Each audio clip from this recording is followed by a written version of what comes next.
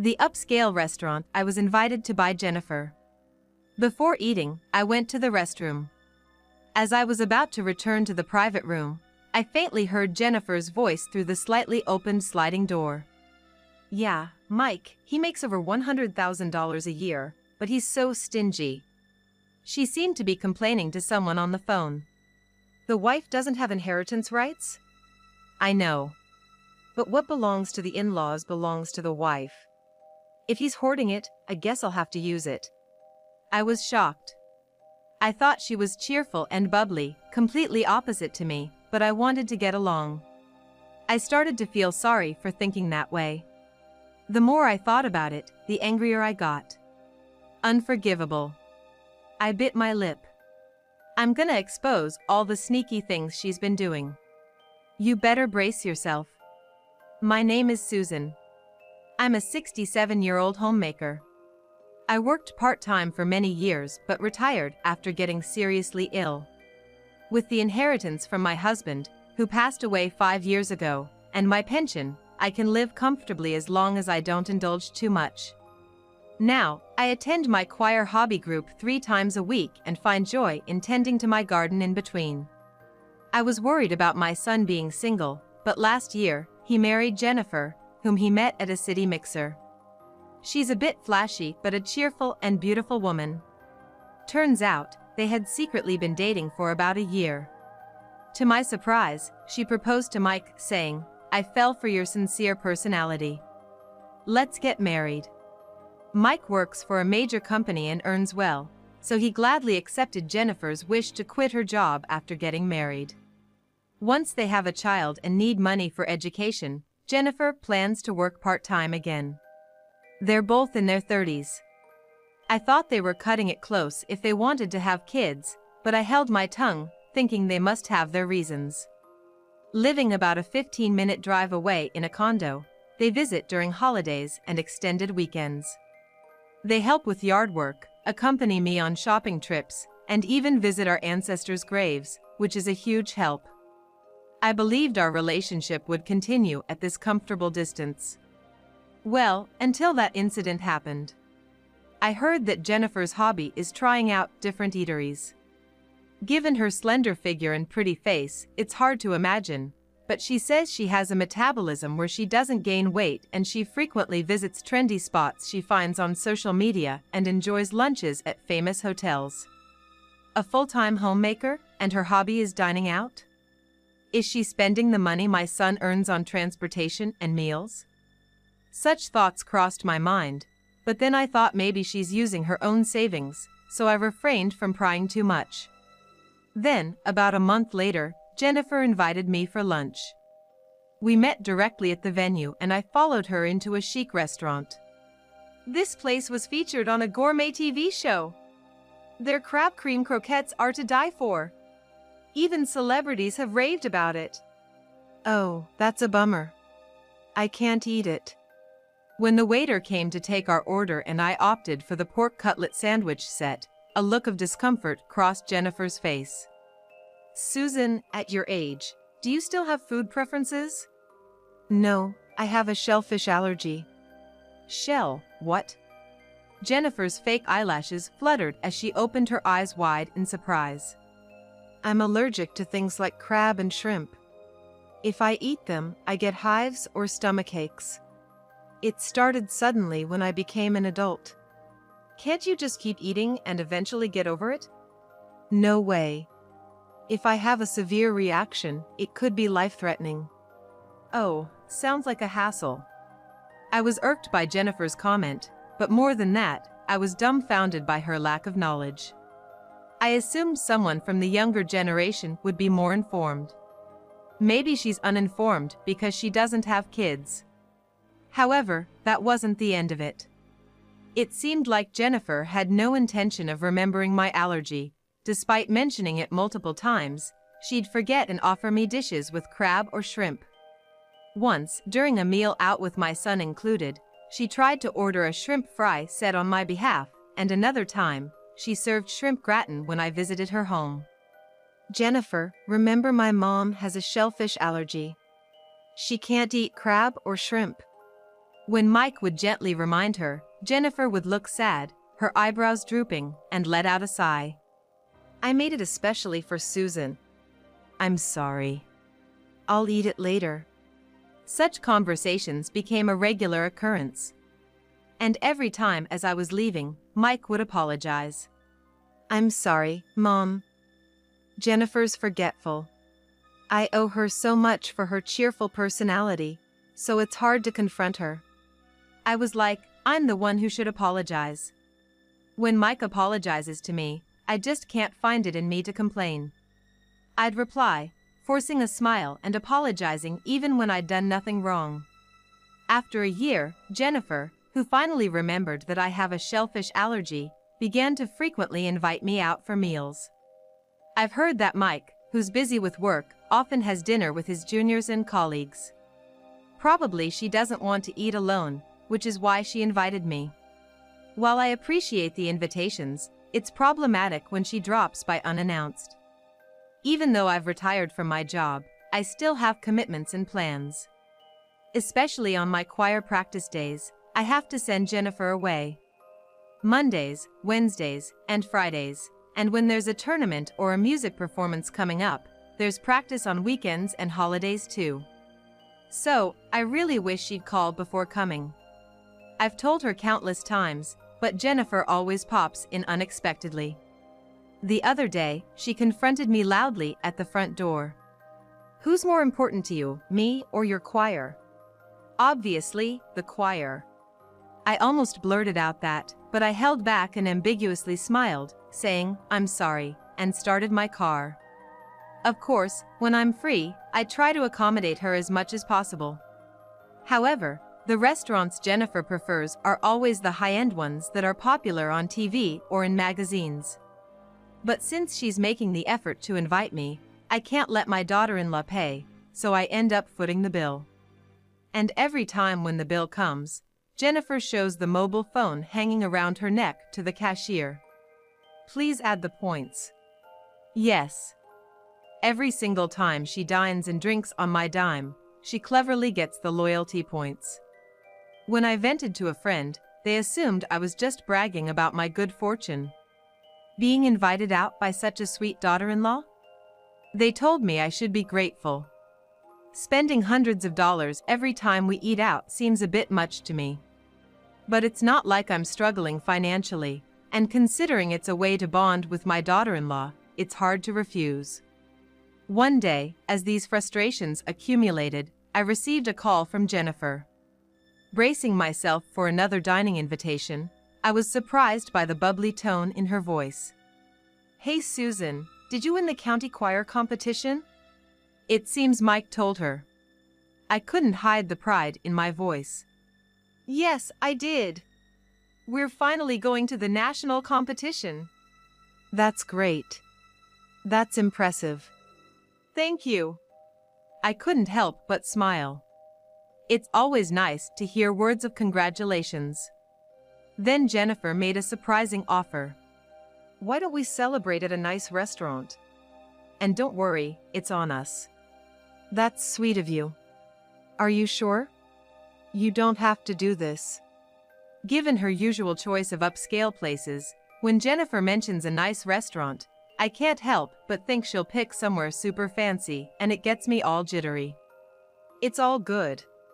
How about La Rouge Aurora, the gourmet restaurant near the next station? I hesitated for a moment. Sensing that, Jennifer said with a chuckle, They don't just have crab dishes there. I've heard from friends that their French cuisine is exquisite. I'll send you some pictures now, let me know what you think. All right. My phone dinged as Jennifer sent over the images. My eyes widened in delight. Escargots in garlic butter, duck confit, and steak frites with béarnaise sauce. Each gourmet dish looked mouth-wateringly delicious. I replied to Jennifer that I'd be happy to try them out, and she sent back a smiling emoji saying she'd book a table for the three of us. I had already celebrated with my choir group, but getting to celebrate with family was unexpected. The bad impression I had of Jennifer started to fade, and I eagerly counted down the days. On the day, I met Jennifer near the station. Mike's gonna be late because of work. If our order arrives first, go ahead and start without him. Okay. It must be tough working on weekends.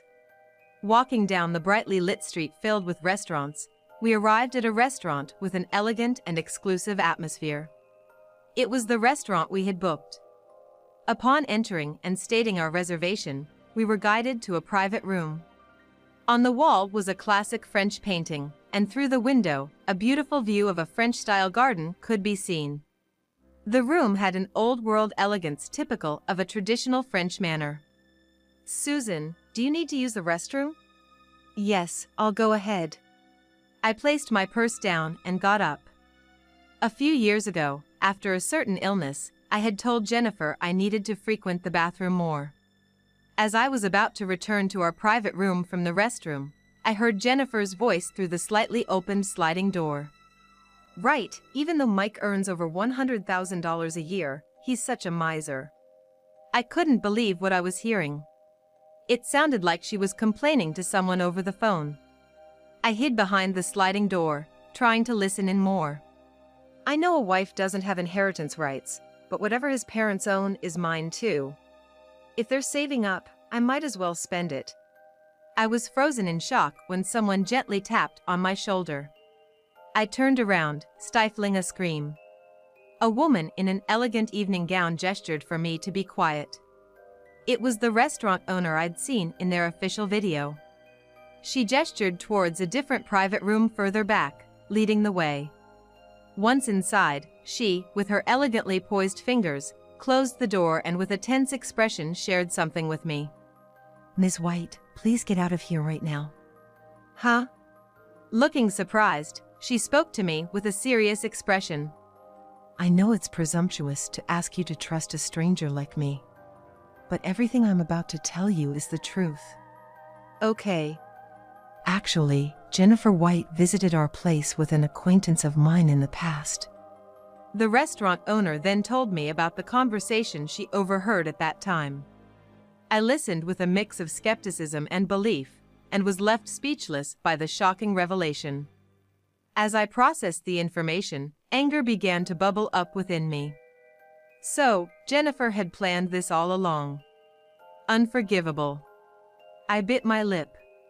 I'm gonna expose everything she's been doing behind the scenes. She better be ready. Still shaken by the restaurant owner's story, I left my private room, headed straight for the entrance, and walked out. On my way home, I called the police for advice, which eased my anxiety a bit. After arriving home, I acted like I knew nothing and contacted Jennifer. I'm sorry. I felt sick, so I had to leave early. That throws off my plans. Oh, never mind. Her hurried attempt to play it off convinced me that the restaurant owner's words must be true. To my surprise, I was disappointed. I guess a part of me wanted to believe her. I'm really sorry. I'll treat you to dinner at another place as an apology. Okay. After hanging up with Jennifer, I called another number and relayed our conversation. A week later, I called Jennifer. In an apologetic tone, I made a suggestion. I'm really sorry about the other day. As an apology, how about dinner at the popular beef bourguignon restaurant, Le Fleur? Wait, you got a reservation at Le Fleur? Awesome! I could hear Jennifer's excitement over the phone. What's going on? Suddenly, a young man's voice came from her end. It seems like someone is with Jennifer. We're getting a free meal at Le Fleur. No way. That's cool. Jennifer, are you with a friend? Oops, yeah. I'm having dinner with a friend. Let me know the details later. Looking forward to it. After the call ended, I held onto my phone for a while. Oh, I'm looking forward to it, too. With a smirk, I whispered to myself. A month later, right on time for our rendezvous, I met up with Jennifer and entered a restaurant. It had a different vibe from the traditional diners, cooler and more stylish. Upon being guided to a private room, Jennifer looked puzzled. A table for 4? Are 2 more people coming? I replied with a bright smile. Yes, I invited a couple of friends. One of them you're quite familiar with. Oh, I need to use the restroom. Be right back. Just like the last time, I left my purse in the room and stepped out briefly. Jennifer seemed concerned about the other patrons at first, but as soon as the lavish meal was served, she seemed completely captivated by it. Her eyes lit up, and she licked her lips in anticipation. This is my first time eating this. The crispy coating and the fatty part are exquisite. It's completely different from the pork cutlets in ordinary restaurants. The vegetable cream soup with the herbs is delicious too. After such a conversation, just as we were about to dig into the main course, beef bourguignon, there was a soft knock and the wooden door opened. As Jennifer was poking the vibrant ruby red beef with her fork, she reflexively looked towards the door and exclaimed in surprise. Bob? Why are you here? You invited me here, didn't you? Promised me some premium beef bourguignon. I didn't call you. Who's that woman with you? Standing next to the young man was the restaurant owner from the restaurant I had visited a few days ago. I didn't invite her. Come on, Sarah, explain. The restaurant owner stepped forward in front of an anxious Bob and gracefully bowed her head. Nice to meet you, Jennifer. I'm Sarah, Bob's ex-girlfriend. Thank you for visiting our restaurant twice. Oh, I see. You're the restaurant owner from that place we went to the other day. Yes, I invited Bob. Oh, and what does an ex want? Jennifer, seemingly eager to get back to her meal, narrowed her eyes suspiciously at Sarah. Just thought I should let you know, the conversation you had at our restaurant the other day was clearly audible outside. Both Jennifer and Bob went pale instantly. You were still there? And you're the restaurant owner now? Eavesdropping on your guests? That's not professional at all. I was just going to close the slightly ajar door when I overheard some dangerous talk. You're as careless as ever. In front of the flustered pair, Sarah took out her cell phone and played a recording. Jennifer and Bob's conversation played through the static. When I snooped around Susan's place, I found a notebook with her pin. Since I peeked, I got it all figured out. Heh, careless. She'd never suspect her family would snoop. Couldn't find the bank card, but with online banking, as long as I have the PIN, I can transfer it all to my account. Jennifer and Bob looked down, growing increasingly nervous. When Susan goes to the restroom, I'll grab her credit card. Then, I'll drug her drink, order a ton more food, and just leave. She won't be able to pay, and might even get arrested. It'll be hilarious. The content was so despicable that I felt like I was going to pass out. Did I really bring someone like her into my family? I have to get all of my father-in-law's inheritance. I'll max up the credit card by buying stuff too. They're rich, but they live so frugally. They must have a stash hidden somewhere. Jennifer and Bob stood still, looking anywhere but at each other. Sarah spoke sharply. Allergic-prone Jane is always cautious about her food, making sure there's no crab or shrimp in it. So you thought she wouldn't notice if her drink tasted slightly off, didn't you? Realizing they had exploited someone's allergies, I felt a deep sense of emptiness. I was genuinely happy when Jennifer said she'd celebrate our team's national championship win. You actually recorded it, huh? Bob whispered softly next to Jennifer, who was confronting Sarah. You can't just record a customer's conversation. That's an invasion of privacy. It was to prevent fraud. I didn't want you guys scamming me out of money like you did with Bob. So, you've been doing this sort of thing before, haven't you? As I glared Jennifer and Bob, Jennifer twisted her body and replied in a sickly sweet voice. No, that's not it. Bob was being pestered by this woman, so I just tried to help him out. Plus, I didn't do anything to you, Susan. The conversation with Bob was just a joke. Oh, really? Sorry about that. I stood up, intentionally stumbling over Jennifer's bag placed on the floor. Contents spilled out from the unzipped bag. Spotting my card amidst the scattered items, I quickly snatched it and held it up high. Now why is my card coming out of Jennifer's bag? That's strange. What's this crumpled note? Drug the old hag with a bunch of sleeping pills, make her sleep, raid the shop, and then withdraw the old man's inheritance from the ATM. This will make the White family's savings mine. That sounds like a crime plan. The note spread out on the table was scribbled in Jennifer's messy handwriting. Bob clutched his forehead, groaning. Idiot! Why were you carrying that around? I forget things easily. Forgot to throw it away. With all this evidence, I thought she'd finally give in, but instead, Jennifer pointed a finger at me, getting even more angry. It's mostly your fault. Me? Yes. Because you put such stingy thoughts into your son's head, I'm the one who's suffering. I was taken aback as Jennifer distorted her beautiful face and continued. Mike, even though he's a section manager at a major company and makes good money, he manages the finances himself. He only gives me an allowance of $1,000 a month. That's way too low. For a housewife, getting that much seems pretty generous. Jennifer snapped at the shocked Sarah. How? Mike told me to save from that, but once I go to fancy restaurants and spas, it's all gone. Bob just mooches off me after feeding him. It's not my fault. You're the one who cheated with an ordinary person. Bob shrugged.